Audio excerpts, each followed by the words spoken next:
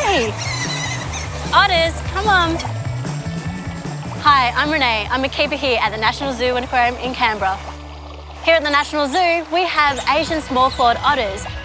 Now, when they're not sleeping or eating, they are playing. These guys love to spend the majority of their day utilising the waterway here, racing down the rapids, duck diving their big pool, as well as gathering as much of the natural materials in their enclosure to create their beds. Boo here, our female otter, loves to play with stones and pebbles, and she loves to roll them around in her paws, put them in her mouth, and take them around on adventures with her. Otters are also quite an intelligent species. They are actually known to utilise different tools. They utilise rocks to crack open the shell of their food items, as well as sticks to dig out any food that might be hidden in amongst the rock crevices.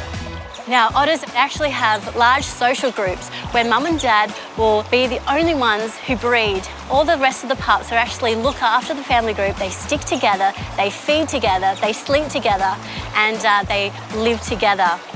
So yes, animals definitely play.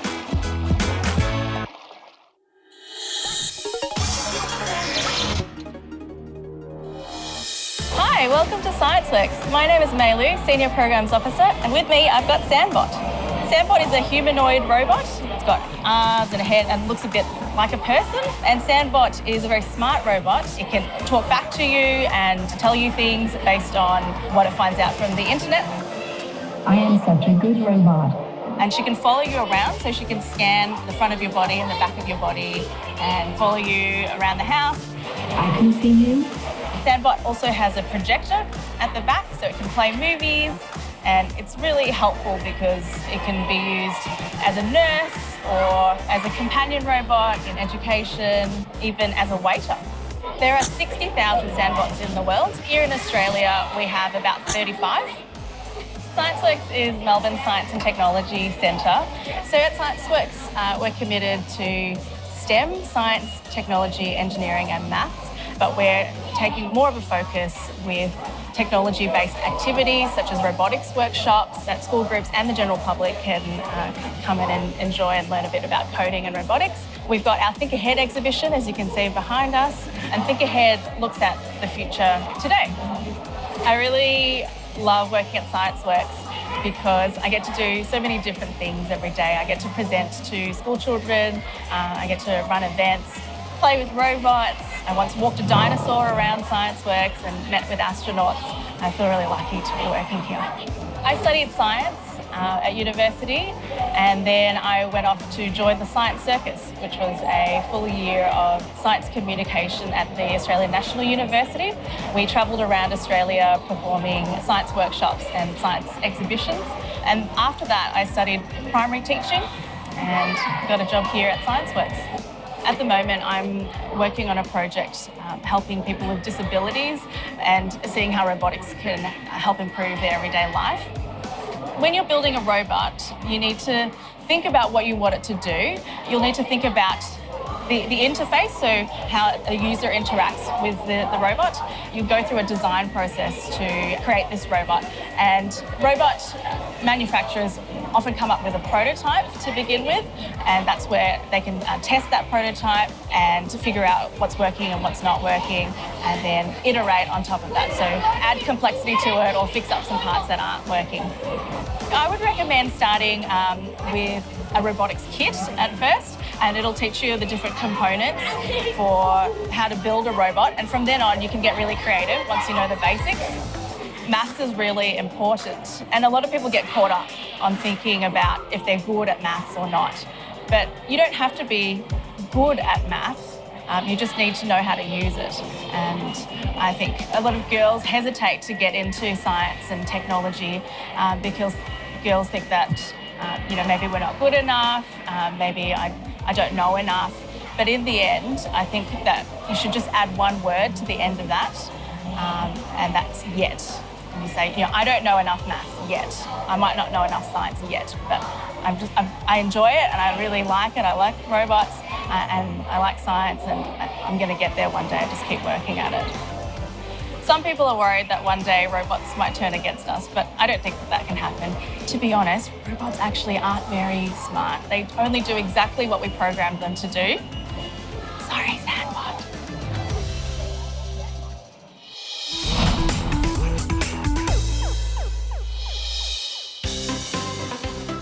Do you struggle with even the simplest of tasks? Sometimes things just aren't the right side up. They're inside out and the wrong way around.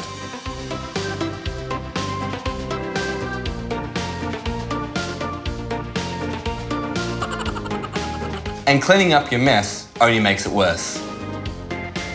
If you identify with any of these, then I've got the solution for you. I've got some handy science household hacks that'll make sure you are never left looking silly again.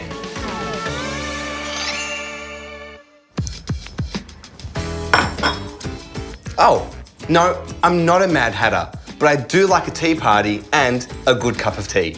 Did you know that after water, tea is the most popular drink in the world? And I bet someone in your house likes it. I'm going to show you how to make the perfect cup of tea. Now this is serious business involving some serious science. And I'm a serious guy.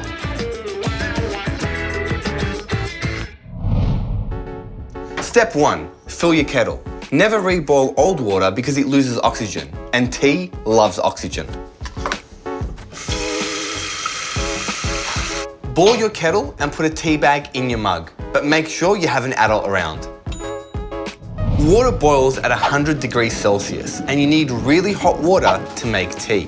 The perfect temperature for tea is 96 degrees Celsius. So get a thermometer and wait till it cools down.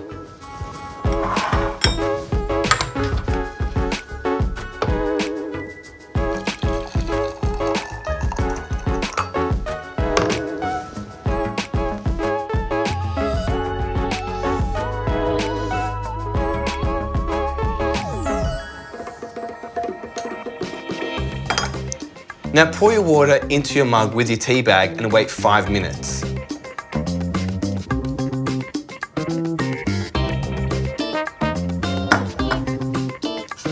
Set your timer so you know when to take out your tea bag.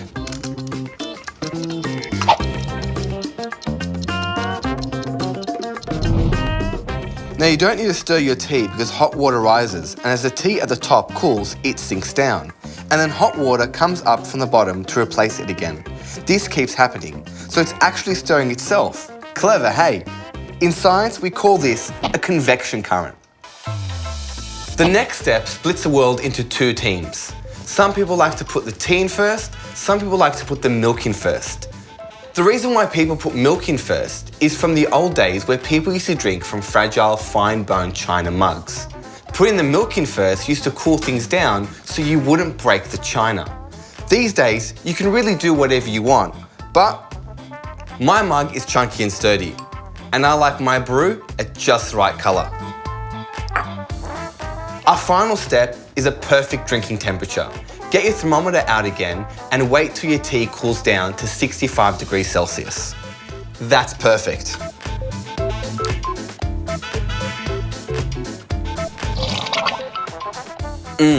The perfect brew.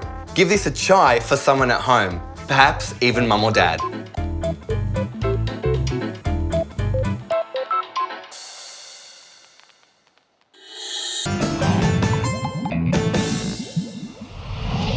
going to have a sleepover tonight and I'm terrified of the dark, so I need to do something about it. But luckily, I've already thought about it and I'm going to make some awesome lava lamps. So what you need for that is some water, cooking oil, effervescent tablets, food colouring, a stirring stick and a vase. I'm using 5 today to show you all the different colour combinations. The first step is to fill up your vase a third of the way full with some water.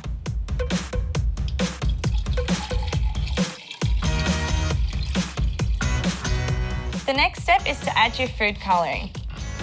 Now make sure you only add a few drops or it will get too dark. Now give them a little stir to make sure it's all combined. Now fill up the rest of the vase with your oil. Vegetable oil from your kitchen cupboard is fine. Now it's time for the fun part, dropping our effervescent tablets into our lava lamps. So just snap it in half, and again. Can't wait to see what happens when I drop it in.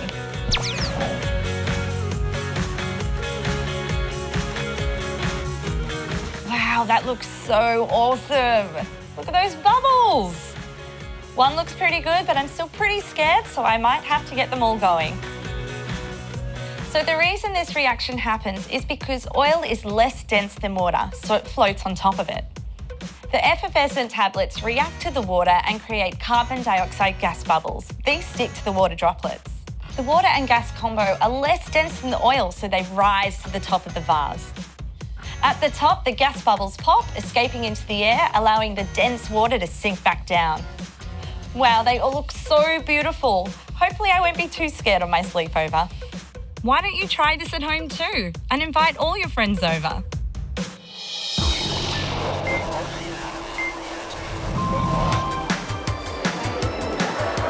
Hi, I'm Michelle, And my name's Josh. and we're Questacon Smart Skills presenters.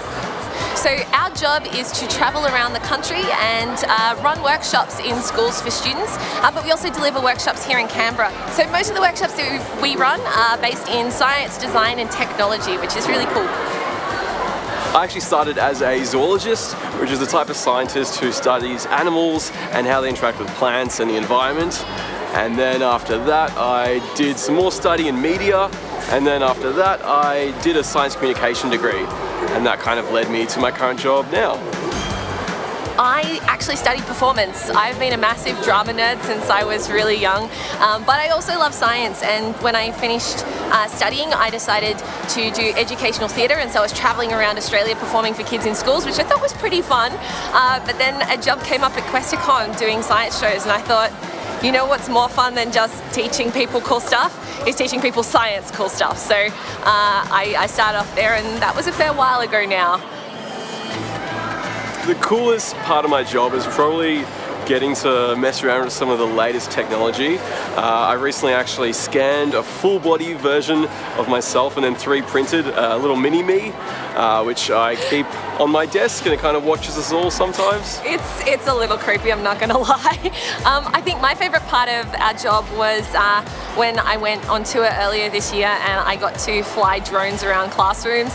It's scary, but it's so much fun, and just looking at people's faces as they suddenly see something that maybe they've never seen before outside of movies, it's pretty rad. Yeah, so I've definitely made a lot of mistakes when performing. I mean, when you're doing stuff with the general public, things will go wrong, and part of your job is just to roll with it. I had this gigantic hydrogen balloon in the background for my final demo. The idea was at the end of the show I'd set it on fire and there'd be like this gigantic bang, and the audience would be like, oh my gosh, that was amazing. I'm halfway through the show, I'm talking about some interesting physics concepts, and suddenly there's this gigantic boom from the back of the stage, and I think I froze. I realized that my final demonstration was just gone. And I kind of was like, ta-da, here's what I prepared earlier. And the audience was okay with it, you know, they got through it, they realized that it was awkward for me, and it ended up being a great show, but it was fairly off-putting at the time, and my little person inside just went, oh, I can't believe this is happening. Yeah, I remember one time when we were flying a drone around a classroom and I got a little too close to a teacher's head. Yeah. It was pretty funny. May have given them a little bit of a tap in the head, which wasn't ideal. Less than ideal.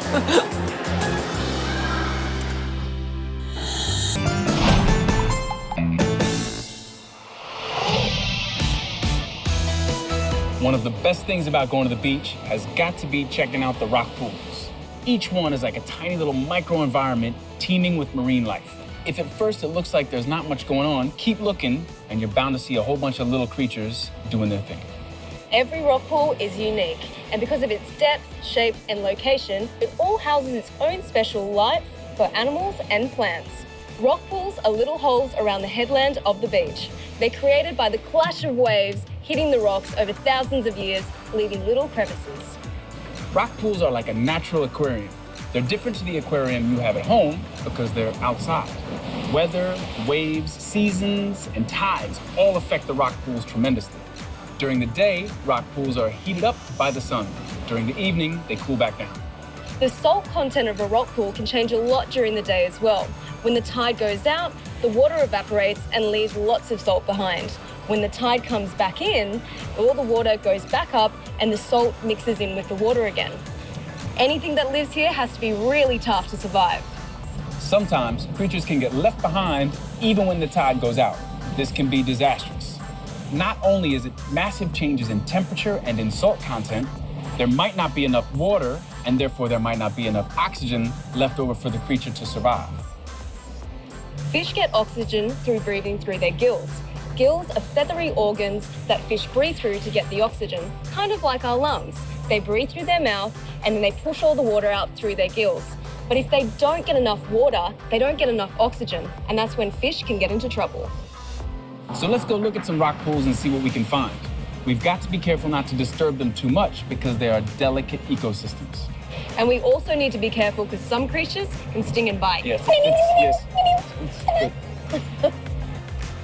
One of the most consistent features of rock pools is seaweed, as you can see behind me in all kinds of various shades. Seaweed has to be very tough because it has to grow in wet conditions and in dry conditions. Hey, guess what? I have a joke. Why did the seahorse blush? Why, Paige?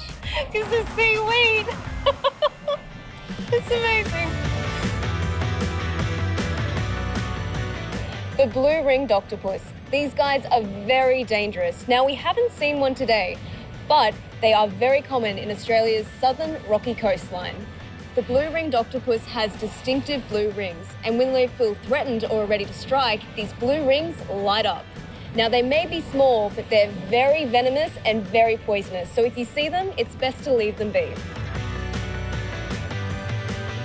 The turban snails. These can grow up to 4 centimeters long. They live among seaweed of all kinds of various types found in rock pools, including Neptune's necklace. They're pretty tough and come in a variety of colors and sizes. A limpet. They have an oval shell with a peak at the top, like a hat. During high tide, they run around the rocks and eat algae, but during low tide, they stick to the rocks with an airtight grip. Yep, you can't pull them off. This is so they can conserve their moisture. I just found a teeny tiny little starfish. These guys are really common in rock pools.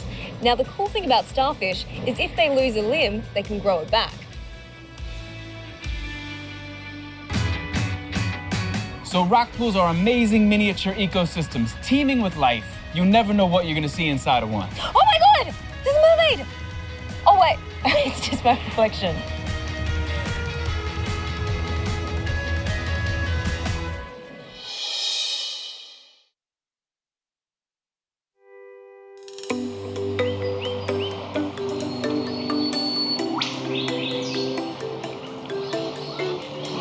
I've come to the Royal National Park to meet Uncle Dean, who's going to show me some really special plants and trees.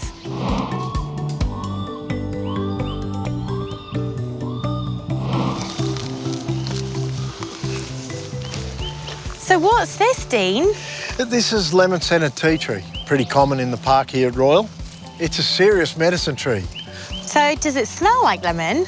Well, I have a smell and you tell me.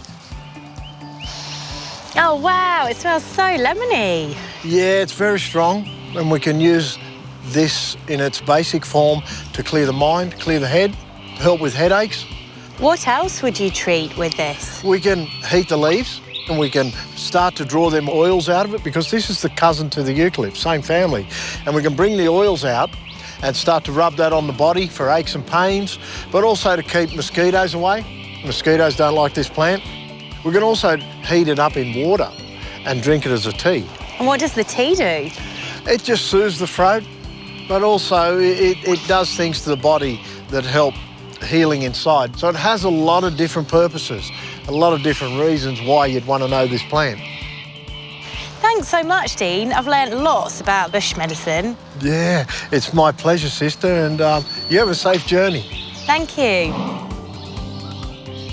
So there you go.